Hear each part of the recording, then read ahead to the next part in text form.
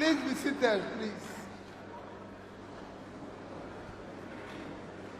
The president of NLC, first, let me sincerely apologize that I came in here before this event started. It was not my fault. However, I take responsibility for it. Somebody said, I will call you to know when you're going to come. I left UK last night, arrived Lagos this morning, took the very first flight by 6:30, arrived Abuja by 8, and when I arrived by 8, I called someone and said, when you're ready, tell me I'll be here. And I kept saying, are we ready? We are going to start. But that I own up, I was late. I sincerely apologize. Number two is that it's a retreat organized by Labour and Labour Party. My job here is to listen. Because it will be one of the most disappointing and grave damage to Nigerian existence if Labour goes through this effort and supports somebody to lead this country and it fails. God forbid. So for me, I want to listen. I want to take note. That note is more important to me than anything. I don't want to tell you people any idea. I want to listen to you. My job is to listen.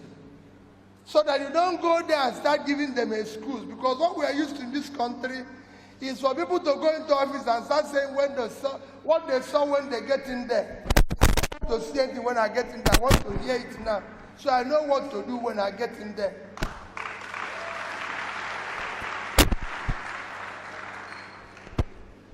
The job of the leader is to solve problems and show solution, not to give excuse. I don't want to go there and people start saying, oh, I'm blaming the people in the past. They did this, they did that. If they were doing good, you won't hire me. So I'm being hired to deal with the problem, not to remind them where they're coming from. I don't want to remind Nigerians where they're coming from. I want to start solving the problem.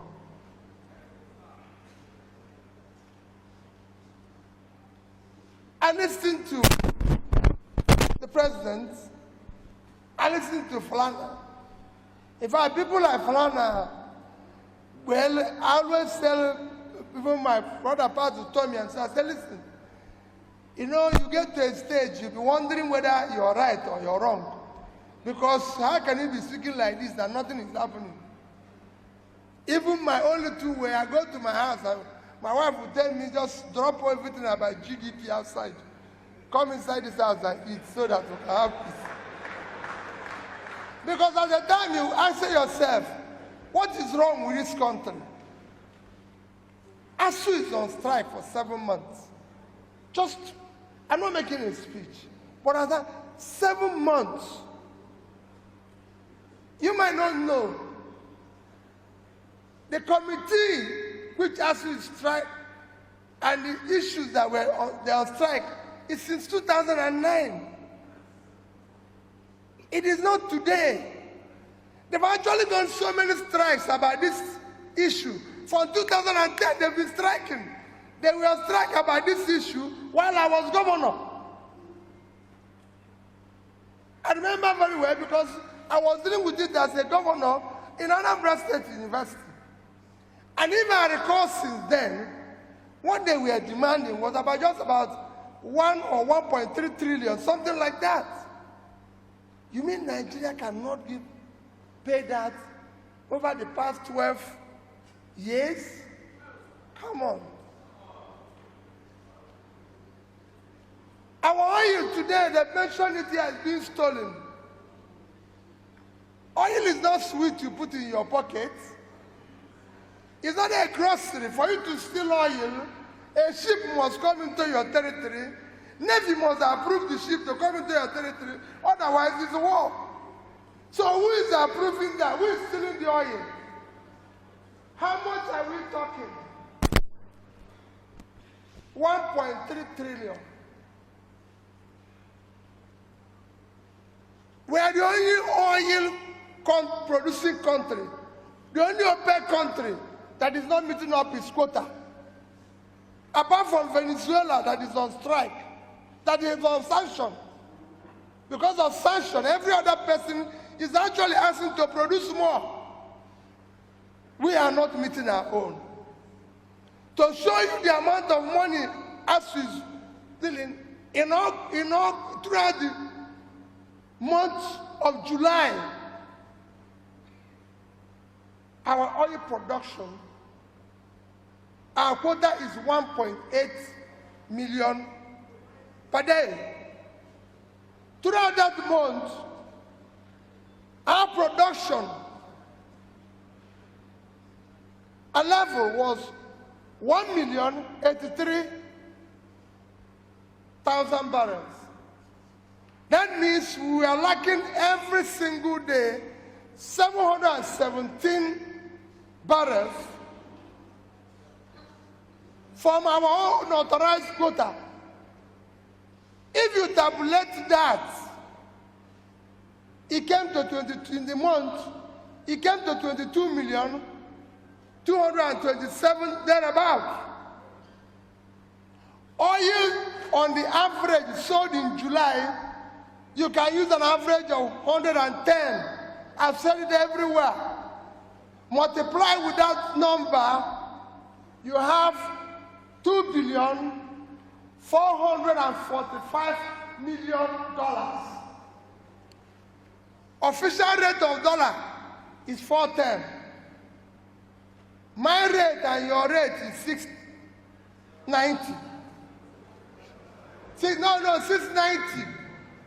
690. If you put 410 and 690, it will give you 1,100. Divide it into 2, so we can get the average. So average is 550.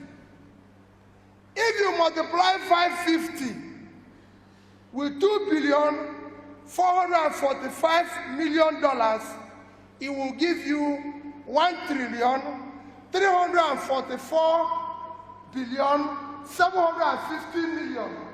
That will solve us strike. One month. That is 1 month still. What we didn't do 1 month. 1 month. 1 month. This thing will end. That's 1 month. And they continue other months. There's something wrong. And it is time we confront it. My dear people, I'm here to listen. Learning and listening is a critical component of leadership. I succeeded in Anambra State because I learned and listened to people who know. I'm happy that Falana is there. He will tell you, even though he's still accusing me for not paying his fees, he knows that he cannot pay fees. That's my problem.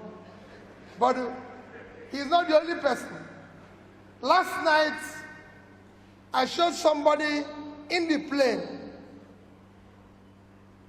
I said to him, my head of service is a fantastic civil servant. Let nobody tell you the problem is civil servant. No, I disagree with the person. President was right. If the leader is doing the right thing, the civil servant will. My head of service is Ngozi Melifong, everybody knows that. A daughter of a respected judge in this country, wonderful woman. When he was my head of service, every single day he comes to my office to cry and tell me, no, people are not happy with you. And I kept saying, Sister Ngozi, I never promised anybody happiness. But I can tell you, 2 weeks ago, he wrote something he wanted to publish. It will eventually be published. Peter Obi, stinginess as a development strategy.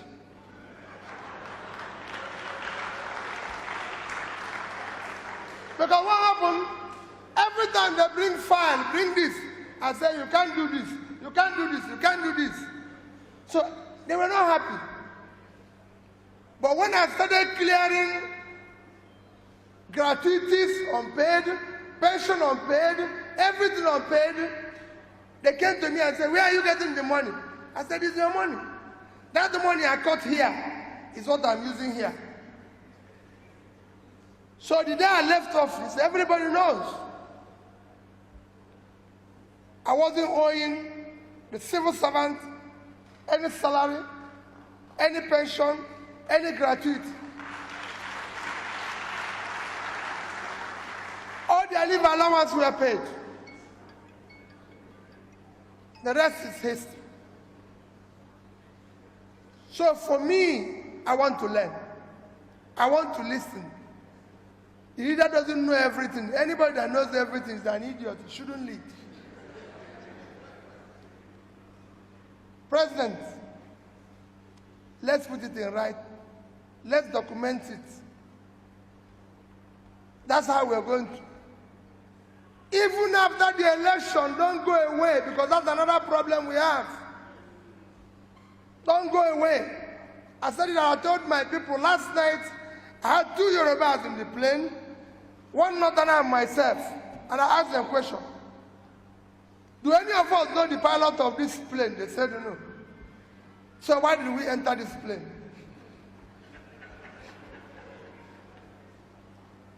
I said, we entered the plane because we are sure the man inside is pilot. And we are going to Lagos.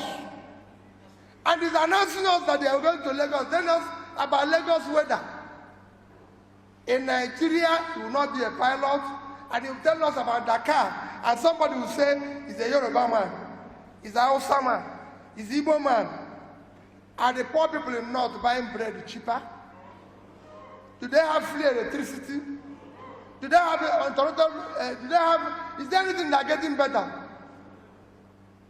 Are the poor people in the southwest getting bread cheaper? No. All these things you see is elite manipulation to continue the criminality of our country called Nigeria. And people talk about structure. It is structure of criminality. It's structure of corruption. People tell you you cannot fight corruption. You can fight corruption if you, the principal person, is not stealing. Your family is not stealing. Those around you are not stealing. You reduce it by 70%. I say it any day. I was governor of Anambra State for 8 years.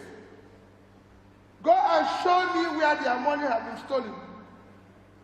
So don't tell me we don't know this. 1%. If anybody can show me 1% of their money missing, all the money I received, I stop. And to prove that I said so, the day I left office, we have in 3 banks. I didn't say 1 bank, 3 banks. Access Bank, $50 million, 12 billion naira. Diamond Bank, $50 million, 12 billion naira. The Diamond Bank, the Labour Party candidate, Fabia, go and ask him, I said it. I have with him $50 million, 12 billion naira. Fidelity Bank, $55 million, 12 billion naira. I could have converted this into anything and taken it away under one guy or the other. Anambra have not bought me pure water since I left office as governor. Because there's no gratuity, no pension for governor. You finish your job, you go home. So we must, I will make my speech, maybe after the retreat. Mine is to learn. Put it in writing. When we succeed, don't go away. You must stay around to say, Oga, we agree say we dey go Lagos, don't begin go Dakar. Because that's the problem. The man will come and start giving excuses. Even if you don't achieve 100% of it, we want to see 100% effort. We want to see 100% sacrifice. We cannot stay like this. The biggest asset of Nigeria today is the vast land we have in the north. No country will have that land and go hungry. I went to Niger State and I repeated everywhere I have opportunity. Niger State is 76.3 thousand square kilometers of land, fertile land. They can't feed themselves, they can't feed Nigeria, they can't export anything. Netherlands, minus water is 33,000 square kilometers of land. Total agricultural export last year, $120 billion. If Niger State had done 1% of that, 1% is $1.2 billion. Multiply it with the real rate, 650, is over 750 billion naira. That is 5 times their budget. They are waiting to share 3 billion a month. In a year, it costs at 6 billion. What type of country is that? We must stop this consumption and go to production. I was in Taraba. Governor told me that the money they are getting is less. I said, Governor, Taraba is 54.6 thousand square kilometers of land. Belgium is 30.9. Israel is 22.1. So Taraba is bigger than Israel and Belgium. Total export of Israel last year is $59.8 billion. If combined with Belgium, you will know. What are you saying here? You can grow flour here in Mambila. You can grow tea. You can grow coffee. Kenya got over $500 million from flour export. Ethiopia got from coffee $1.1 billion. Sierra Leone with all their problem, 1.4 billion in tea. What is happening in this country? This country must move from consumption to production. Let's get the country to move. And you labor are the ones that will determine it. Lead them with their structure. They've told you what they're stealing. We'll tell you what they're missing. I just gave you an example of what 1 month can do to serve as a strike. Nigerians all over the world doing well. The only thing that is happening is that we have not determined that enough is enough. Enough is enough. Let's, for the sake of our children, go back to your house and look at your children and ask yourself, what society are we going to build for them? Tell me, let us document and agree. This is what we are going to do. I am not offering anybody any excuse. The excuse will be, we'll go there, if it's not working, all of us will see it. But this time, we have to stop it. He said it. People are refining illegally. People are doing wayo illegally. Go to, with the time Indians are not wanted, they turned it into another thing. They become control of ICT. The same Yahoo people, they used to do it. They turned it into this thing. They become control of ICT. If people are doing refining illegally, let's call them and see how we can work with them, make it illegal, support them, finance them. So it is not, there's no constitution in Britain that says if you go to party, you go. No, it is the people that said, you say we won't go to party, but you went to party. We don't want you again. And his party removed him. It must start here, it must start here. When people don't want to, they go home. You must not stay. Election next year will not be based on ethnicity. We've had it before. It will not be based on religion. There's no place still Christians buy food cheaper. There's no place Muslims buy food cheaper. It must not be by my turn. It's nobody's turn. It must not be by connection. Any of the primordial reasons they've used.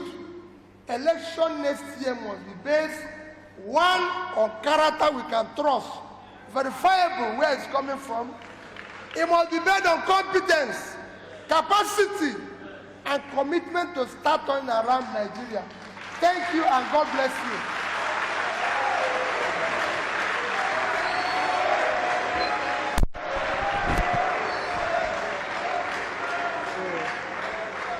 This one now.